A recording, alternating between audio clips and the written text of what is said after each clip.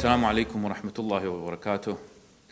Following from our series of lectures on reformation, al-islah, and to how we can change ourselves in this holy month of Ramadan and holy month of Muharram, I have chosen the topic today of balance in life. How can I balance my life as a Muslim in the West?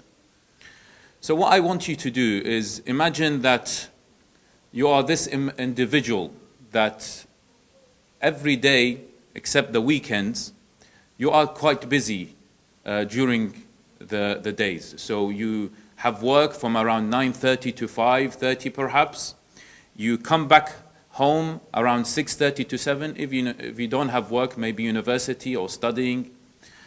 And you spend 1 hour either with the family, and if you're a parent, you spend it with the kids, etc.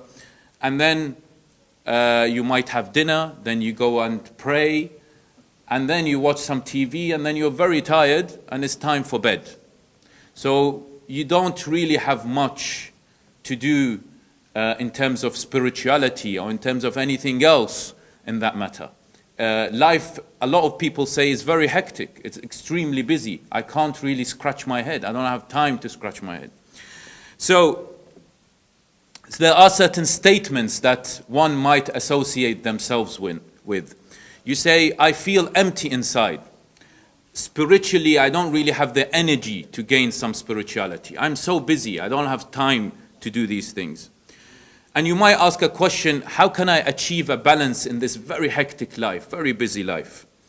If you're a parent, if you're a family man, you say, I have so much pressure in providing for my family. There's so much pressure for me financially to provide for my family that I don't really have time for spirituality. I don't have time for anything else in my life. And if you have kids, you say, my life seems to revolve around my kids. Anyone who is a parent and has kids, especially young kids, you keep on thinking about them. If they are ill, you've got to feed them, you've got to make sure they go to school on time, etc. So everything seems to revolve around kids. And if you're at university or a college or whatever, you say, my studies are so intense. If I'm studying a degree that includes quite intense studying, you say, I am sort of really into my studies and I don't really have time for my spirituality. I barely have time to pray, and I just pray and that's it, and hardly I have anything else to do. So if you are someone who seems like a stressed person, you are tired and you feel there is some emptiness inside you, and you feel that there is no connection with Allah subhanahu wa ta'ala, then perhaps these are all reminders that your life is imbalanced. And you are not living up to your true values. So what we need to do is we need to design our life. If we do not design our life, someone else will design our life for us. And what I mean by someone else is either the company you work with, right, or your company you work for will probably design your life for you, right? If it's a university, your university will design your life for you. If you are not conscious of time, you're not conscious of the management of your life, of your daily life, then other people will actually take advantage of that and they will design your life for you. So we've got to be conscious that we need to design our life. So, balance, we know, makes us better people. It makes us better Muslims. It makes us better parents. It makes us better youths. It makes us better partners. So the ultimate question that we're going to answer today, inshallah, is how can we achieve a balance between life and the hereafter? Because our ultimate goal is to please Allah subhanahu wa ta'ala, surely. But we are consumed so much with our worldly matters, gaining so much, trying to get so much, working for this life, and forgetting the hereafter. So inshallah, in the next few minutes or so, inshallah, we'll try to come up with a plan a plan into how we can balance our life. And very importantly, what I like to stress, inshallah, in the talk, is how can I balance my life so that I can also serve the community, and so therefore I can give my time for the sake of Allah subhanahu wa ta'ala. It's not just always me and my family. Me and my family are important, right? I need to take care of my family. But there are others. There are people who are deprived. There are youths who are lost, right? There are people who need help. They need your help. So it's very important not to be so-called selfish and try to think about others and plan around others as well. So let's go back to this particular verse that I mentioned. وَابْتَغِي فِيمَا آتَاكَ اللَّهُ الدَّارَ الْآخِرَةِ. It's in chapter 28, verse 77. There are 4 lessons we can take from this particular verse. Allah subhanahu wa ta'ala says at the start, and seek by means of Allah has given you the abode of the hereafter. Now, the wealth and property that you may possess, you may have, it's not really a bad thing. Some people say that, people who have wealth and have properties and everything, they're sort of too much in this worldly life. That's not particularly a bad thing, no. But it's very important that this person, if you are someone who owns property and has a bit of wealth, that you use this wealth responsibly. And what I mean by responsibly is that you spend your money wisely. What does Allah subhanahu wa ta'ala say in Surah Al-Isra, verse 29? Bismillah ar-Rahman ar-Rahim. وَلَا تَجْعَلْ يَدَكَ مَغْلُولَةً إِلَىٰ عُنُقِكَ وَلَا تَبْسُطْهَا كُلَّ الْبَسْطِ فَتَقْعُدَ مَلُومًا مَحْسُورًا. He says that, and do not make your hand to be shackled to your neck. So don't be basically stingy. When people are stingy, they don't really give much, right? Give much to charity, give much to their family, in fact. They want to always keep their balance high. They don't want to spend, right? And Allah subhanahu wa ta'ala says, also nor stretch it forth to the utmost limit of its stretching forth, right? So don't stretch it too much. So don't spend your money on everything that you can see, right? And we're going to, inshallah, talk about, one of the nights, about exaggerated dowries and wedding receptions. And I find these days that people who want to get married, the mahar, the reception, the dowries is they splash out on the dowry. This is of course not against the teachings of Islam. So we'll talk about that inshallah. So it's very important in that particular aspect that yes, you use your money wisely. And Allah subhanahu wa ta'ala then goes and says, do not forget your portion in this world. Every single one of us has been assigned a portion of this world. Okay? You've got a portion of this world. There's a good and a bad thing about this, that you have been assigned a portion, so well done for that. The bad point is that you have only been assigned a portion. So do not do excess in certain things. So do not spend too much on food. Do not spend too much on clothing. Do not have excess houses and cars. Certain people have several cars. Why don't you just have one car? No, I like to have several cars, right? So spend your money too much. But Allah subhanahu wa ta'ala, He says that you have a portion of this world. Imam Ali alayhi salam says in Nahj al-Balagha, saying 192, he says, O son of Adam, whatever you earn beyond your basic needs, you will only keep vigil over it for others. Number 3, the third lesson is that, and be good to others just as Allah has been good to you. In that particular verse, saying, of course you can spend your money wisely, you have a certain portion of this world, but also be good to others. That means actually use that money to give to others as well. Don't forget the others and remember the others. And also we will touch upon this later on about community work, about giving to charity, inshallah. And certain people might, for general working for community and striving for the community, certain people might say that, I'm always sending WhatsApp messages of Jum'ah Mubarak, for example, happy Friday morning, and may God bless you, or keep on forwarding these WhatsApp messages that it is my duty to the community, I need to do that. You might be someone who enjoys doing that, and may Allah subhanahu wa ta'ala reward you if your intentions is right. but that's not really enough. Forwarding WhatsApp messages, forwarding WhatsApp videos, issues on Facebook, etc. is not community work. That is not community work. This is just a luxury, I will say. And inshallah, Allah subhanahu wa ta'ala will give us the reward. It depends on our intentions. The fourth lesson is, and do not seek to make mischief in the land. Verily, Allah does not love the mischief makers. And importantly, Allah subhanahu wa ta'ala here says that there are individuals who are so wealthy, at the end, what they tend to do is they use this money to make mischief in this world. And they draw the society into deprivation and poverty. And an example of that, I can only, when I was trying to research about this, a particular example I thought about, not individuals, but a kingdom. And I thought of the Saudi kingdom, where they are so wealthy, right? And they claim to be Muslims, and they help the Muslims. This is what these people do. The wealthy people claim to help those deprived people, but in fact, they are committing mischief in this world. What does Imam Ali alayhi salam say? Al-Hadith of Imam Ali alayhi salam. Sallu ala Muhammad wa ali Muhammad.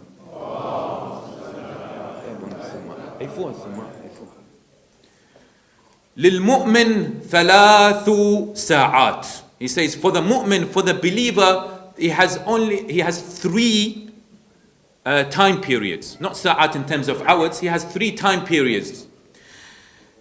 فَسَاعَةٌ يُنَاجِي فِيهَا رَبَّهُ. There is the period when he is in communion with Allah subhanahu wa ta'ala. Communication with Allah. So this is prayer, this is reading the Quran, this is dua. So Imam Ali alayhi salam. وَسَاعَةٌ يَرُمُّ مَعَاشَهُ. And he says, and the period where he manages for his livelihood. Right? You go out and work. You're managing your livelihood. You go for studying, you're in university. And then he says, وَسَاعَةٌ يُخَلِّي بَيْنَ نَفْسِهِ وَبَيْنَ لَذَّتِهَا فِيمَا يَحِلُّ وَيَجْمُلُ. And he says, and the period when he is free to enjoy what is lawful and present. So it's okay to go out. It's okay to go out with friends and enjoy it, but of course it has to be lawful. But he also says that it does not behove a wise person to be away from his house for 3 matters. Namely, for purposes of earning, or going for something for the next life, or for enjoying what is not prohibited. Okay? So these are the 3 sections of the time that Imam Ali alayhi salam says a mu'min should divide into. And that is Nahj al-Balagha, Hikmah, Wisdom 387. Okay, so now let's come to some practical tips. Okay? With all that in mind, in the verse and the hadiths that I have mentioned, I have this thing called the F list. Don't tell me what F stands for. F is just a letter. And you'll find out why I've called the F list. How much time in a typical week, and I want you to think about this while I'm talking here. Yeah? How much time in a typical week would you give to the following? Would you give to faith? Would you give to family? Would you give to friends?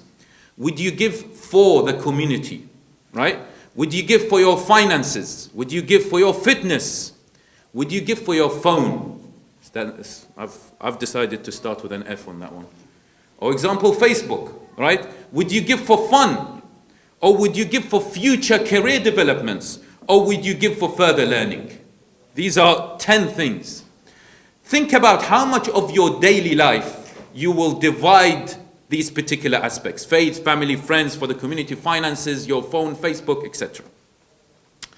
If you don't know, let's try to figure it out in the next few minutes, inshallah. The first thing I would like to emphasize is the issue of appreciating time. Now, you may say, what are you actually talking about? Let's do some mathematics, okay? In a lecture, I don't know how that works, but let's do some mathematics. What's 24? You have 24 hours in a day, and you have 7 days a week. 24 hours times 7, what is it? 168. So you have 168 hours per week, correct or not? Okay, for 7 days. How much time do you spend sleeping? You say maybe typical 8 hours a day, if you're lucky that is, and if you don't have kids. 8 hours a day, say 8 times 7 is what? Everyone asleep here? 8 times 7, 56. So you've got 168 hours and you sleep for 56 hours a week. You have work and university, studies, whatever you do. I'm going to give it 40 hours because that's 5 days a week, right? And I'm assuming on average, people work for 8 hours a day, right? I work 7.5 hours a day. I've given it, some people might work a bit more or less. Give it 40 hours a week. Some people might work 6 days a week. That's fine, but more or less. So if we do 168 hours a week, minus 56 sleeping, minus 40 is what? Is 72. So you are left with 72 hours to do everything else per week. And I'm giving, of course, the weekend, Saturday and Sunday, you don't work. Yeah? I'm assuming that's the case. But as I said, if it's different with you, you can perhaps subtract another 24 hours. That's still fine. So the gist of what I'm trying to say here is every single one of us, eventually, per week, 7 days, you have 72 hours of spare time. 72 hours of spare time. Now, the thing is that people will say, well, that's not really fair. You don't really know my timetable. I do this. That's fine. I invite you to go and divide your time like this. 168 hours per week, try to find out how much of that you have spare time. Use that spare time, hours, and appreciate the time that you are spending. And remember I said that typical day, you wake up in the morning, time flies. Time continues, as they say, time does fly. But what you've got to do is appreciate the time. So one very interesting thing is they say, is that you make a list of the things you waste your time on and replace them with something useful. So, let me help you here. I have a list of 5 things. First thing is, some people are busy. They want to be busy for the sake of being busy. Have you seen that? Certain people have time. They don't appreciate that they have time, but they just do want to be busy. So say, for example, they say that, okay, I want to watch some TV, or I might go out. When someone calls you and say, well, can you do this for us? No, I am busy. Because you're busy, you might want to go out. Or perhaps you're really busy. You have certain studies and things like that. But I'm talking about the 72 hours or plus or minus, right? You want to make yourself busy. That's why you don't appreciate the 72 hours, right? And time flies, as they say. Or spending a bit of more time sleeping. Number 2, so replace that with self-reflection and self-assessment. I can't emphasize this much, brothers and sisters. Muhasabat al-nafs. The hadith of Imam al-Kadhim alayhi salam that says, لَيْسَ مِنَّا مَنْ لَمْ يُحَاسِبْ نَفْسَهُ فِي كُلَّ يَوْمٍ. You are not amongst us, Ahl al-Bayt, if you do not assess yourself every single day.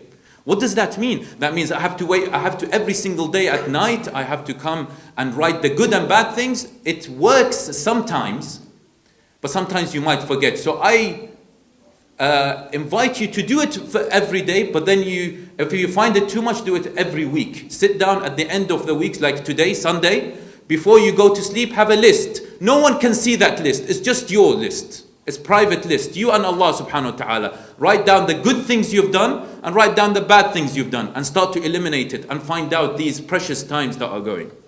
Number 2 is you sometimes compare yourself with others. We sometimes compare ourselves with others, right? Spend a long time just thinking about, why is this person better than I am? I want to be like this person. And you spend much time on that. What we need to replace it is practicing gratitude for what we currently have. Thank Allah subhanahu wa ta'ala for what you have. There are so many people out there who are much more disadvantaged than you are. Number 3 is caring what the others think about you. What you wear, what you buy, what you write on Facebook, what you write on WhatsApp. What if this person interpreted it in the same way or that I thought about? Doesn't matter what people think. Doesn't matter. And very importantly is your intentions must be pure. Replace it. Think well of people. Give people 70 excuses, as the hadith says. Number 4, excessive time watching TV. Now TV can be good and bad. It's like the internet, can be good and bad, right? Let's try to find out how many hours per week I spend watching TV. How many hours to spend what? Write that down. How many hours do you spend watching TV? And try to slowly eliminate the time. And what you can do, replace it with reading books. Books, Islamic and perhaps certain useful non-Islamic books. And emphasis, brothers and sisters, on reading books. Right? It is very important. We have left books completely. We've gone, our new book is the Facebook. Because it's called Facebook, right? So people have thought, oh yeah, book, I need to read book, I'll go to Facebook. No, that is the Facebook, right? It's fasad book, as some people say, right? No, you're going to need to go and read books. There are so many useful books out there. You can gain so much knowledge. And it's obligatory on you and me to try and gain knowledge. طَلَبُ الْعِلْمِ فَرِيضَةٌ عَلَى كُلِّ مُؤْمِنٍ وَمُؤْمِنَةٍ. Yes, you might gain some knowledge from these social media issues, but no, we've left all the books aside. Have a library. Have it like a small, buy one from IKEA, advertisement for IKEA. Buy one there and then stack your books in there. So it invites you that when you come in, pick up a book and start to read it. And number 5, and you might have predicted this, is excessive use of the phone, of smartphones. How much do we spend on smartphones? La ilaha illallah. How much we spend on smartphones. You always come and see people are online typing in WhatsApp and others, right?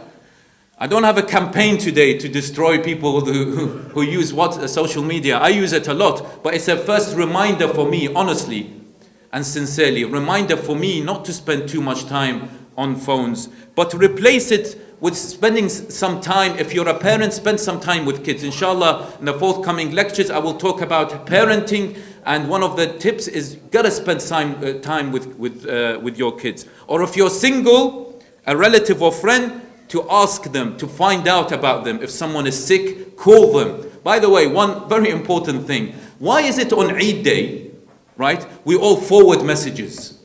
Why is it that on Eid Day, I get Eid Sa'id, Ja'alakallah, and press forward to all my contacts? That's not really, you're not really telling me Eid Sa'id. This is a forward you've been sending to all your broadcast list in your WhatsApp. Where has the phone gone? Pick up the phone. Salamu alaikum. As'alallah yamakum. Kul amantum bkhair. How is it going? Eid Sa'id for you. Eid Mubarak. It has to be only 1 or 2 minutes. Shut the phone. Right? It's important that we communicate. We're becoming like robots. Just forward, send forward, reply. Forward, reply. Number 2 is prioritization. List your priorities. Then plan your life based on these priorities. Do not ever say, and this is vital, that you are busy. Never let these particular words come out of your mouth. Let me tell you why. It's because you are never busy. It's just that whatever that thing is, you haven't prioritized it in your life. So don't say I have no time for X, Y, and Z. Say that I don't have X, Y, and Z in my priority at the moment. If I was to call you and say, well, can you help with a particular project? And you say, oh, I'm busy. No. Don't say I don't have time. Say, truthfully, this is not in my priority list at the moment. Make a list of your priorities. What are your priorities in this life? And the way that I'm trying to look at it is I'm thinking that the best way to do this is split our time. 30% of my 72 hours a week, right? I should give it for Allah subhanahu wa ta'ala. 30% for Allah. Contemplation, brothers. I don't just mean salah. I don't just mean reading the Quran, although these are very important things. I mean at-tadabbur, at-tafakkur, reflection. How many of us have sat down in front of the Qibla, spent half an hour just contemplating? Tadabbur fi khalq as-samawati wal-ard. Right? Allah subhanahu wa ta'ala says, those people who lie down, sit down and get up always are on reflection. They are thinking about the creation of Allah. Have you wondered, when you walk in the parks, you look at these amazing creatures of Allah subhanahu wa ta'ala has created. Tadabbur, think about the creation of Allah.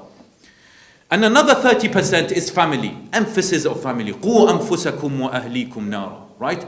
Importance of family, spending time. If you're a father and you're a mother, spend time with your kids. If you're a youth, right, make sure you spend time with your family. Right? If you're away at university, make sure you always call your parents, always keep in touch. It is vital, the issue of usra, family is vital Islamic principle we have. And we have to emphasize on family. We're not like others who, after age of 18, leave the house. No, we are always this contact with family. And very importantly, is working for Allah subhanahu wa ta'ala. Now, this issue, did you know that Allah subhanahu wa ta'ala in the Holy Quran says, الَّذِينَ آمَنُوا وَعَمِلُوا الصَّالِحَاتِ. Amanu by itself, you can't really find much in the Quran. It usually comes with عَمِلُوا الصَّالِحَاتِ. 50 times in the Quran, Allah subhanahu wa ta'ala says, الَّذِينَ آمَنُوا وَعَمِلُوا الصَّالِحَاتِ. Not just amanu. If someone comes here and just prays, Salah, Salli Allahu Akbar, and does the best, goes and reads the Quran, does the tasbih every time, that's not sufficient. It's not sufficient from you. That is not the real mu'min that Allah subhanahu wa ta'ala has created. No. He wants you to do amal salih, work for the community. We are in so much need of people, especially our youths, to work for the community. There are so many projects out there. We, especially at this time where there is high increased rise of Islamophobia, what can you do to help your religion in that? There's so much misconceptions about Islam. There's so much misconceptions about Shia Islam. So much misconceptions. You go and type Shia in Google, what would you find? Right? So therefore, try to, whatever, I'm not going to suggest things because you're better than I am in trying to figuring out what to do. But importantly, amanu wa amilu salihat. Just amanu, just doing work and things like that and praying, it's not enough. Amalu salih is very important. And finally, I like to talk about emotionally intelligent, right? You've got to be emotionally intelligent. Now you might think, what is that to do with balance of life, right? I'll tell you this, that if you feel that you are stressed in life, you are stressed because there's so much things going on in your life. There's so much, you're seeking money and you're working and university, studying, etc., right? You will feel stressed. And as we said at the start, stress is one of the signs that you haven't balanced your life properly. Because if you're stressed, there's no balance in your life. If you're not stressed, it means that you know your time. You've balanced your time very, very well and you planned it well. So the impact of emotional intelligence on your lifestyle. So what is emotional intelligence, you may ask? It's very important that we try to touch on work of Western scholars, right? It's very important. Our number one thing is seeking knowledge from our Islamic scholars. And by the way, let me just say that it is very important that we always go back to our Islamic scholars. I've said this before, they are people who have worked very, very hard to provide for us, right? Knowledge. So let's try to seek that knowledge from our Islamic scholars. But also, it's also very important to try to be in touch with the Western scholars in terms of the development in whatever stage, in psychology, in whatever it is. Emotional intelligence is the ability to identify and manage your own emotions and the emotions of others. It's extremely powerful. It is called the EQ. Everyone heard of IQ? People say, what is your IQ? Right? Your EQ, emotional intelligence, has to be much higher than your IQ. Much, much higher. Because if you master your own emotions and the emotions of people around you, then you will always be successful. Always be successful. So, the psychologists, they highlight there are three main skills of emotionally intelligent people. They have the ability to utilize emotions and apply them to tasks such as thinking and problem solving.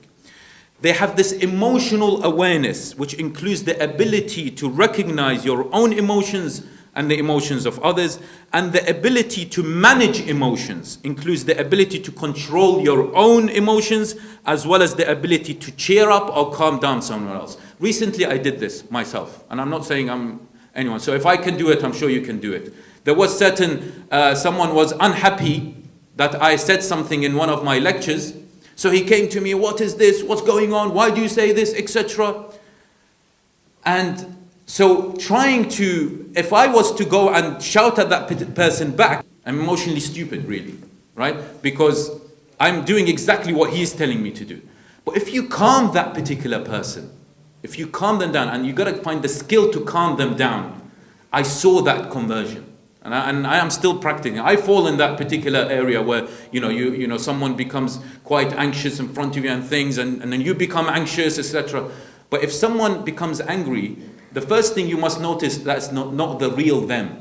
Okay? This is what we mentioned about you are not your mind, is because they think they're their mind and they're feeding their ego, right? You got to diminish that ego. And number two is you got to be emotionally intelligent. Try to calm them down. So, people with high EQ usually have, and there's one very famous person called Daniel Goldman, who is an American psychologist who developed the framework of 5 elements that define emotional intelligence. It's number 1, self-awareness. Number 2, self-regulation. Number 3, motivation. And number 4, empathy. You guys know what empathy means? When you're empathetic towards someone, right? It's the ability to identify with and understand the wants, needs, and viewpoints of people around you. Let me give you an example. If your wife or your husband or whatever, your partner, comes and says, oh, I've had, this is such a difficult day at work, and I've been stressed so much, and, I can't stand it anymore, and things like that. What is your response? You're going to say, oh, why do you work so much? I've told you, you just stress out too much, and you're affecting me now. I'm becoming angry now. Is that the right? Because you're not emotionally intelligent in your response. What you should say is, I understand what you're going through. And if I was at your same position, I'll probably be in the same emotional state as you are. So you've lowered her emotions or his emotions completely, and she's calmed down. Right? And again, we go back to this particular ego, right? Forgive me for keep on saying it, but it is important that we understand the ego. Now, ego has a lot of, is involved in a lot of things. And the fifth thing that Daniel Goleman says is social skills. It does affect your social skills. If you're emotionally intelligent, you can control your emotions and the emotions of people around you, then you can thrive in society. Now,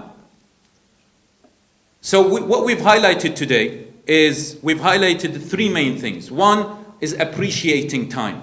Know that you have 72 hours per week to do the certain things that you want to do. Number 2 is you should appreciate time. And number 2 is prioritization, right? Where you prioritize your life, you prioritize your make a list of what you want to do and what you think is important in your life. And do that, please. If you go back home, right? I like to make these particular lectures a bit practical, right? I will be the first person to do that, inshallah. So when you try to go back, when you go back home, try to make a list of what is your priority in your life. Have certain things like, perhaps I want to watch this show. Certain people want to watch these particular shows. That's fine, right? But try to be conscious of how much time you are spending on these particular acts, right? Be conscious of that. Because if you are stressed, if you are depressed, if all these particular negative sufferings that we talked about, that means your life is actually imbalanced. And I'd like to end with a poem that I have taken from a sister called Sister Fatima, which says the following. It's the time again when my heart bleeds. It's the time again when my heart bleeds, remembering you, Ya Aba Abdullah. The sound of my hollow chest, with every beat I bear, remembering you, Ya Aba Abdullah. The tears that flow, with red that flow in the blessed eyes, remembering you, Ya Aba Abdullah.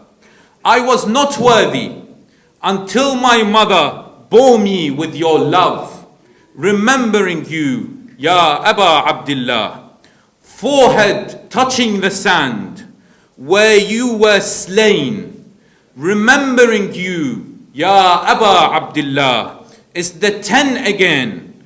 I can be with you again, remembering you, Ya Aba Abdullah. All I have is you, free in mourning you, remembering you, Ya Aba Abdullah. ولا حول ولا قوة إلا بالله العلي العظيم وسيعلم الذين ظلموا أي منقلب ينقلبون والعاقبة للمتقين والسلام عليكم ورحمة الله وبركاته صلوا على محمد وآل محمد حسين حسين حسين حسين حسين حسين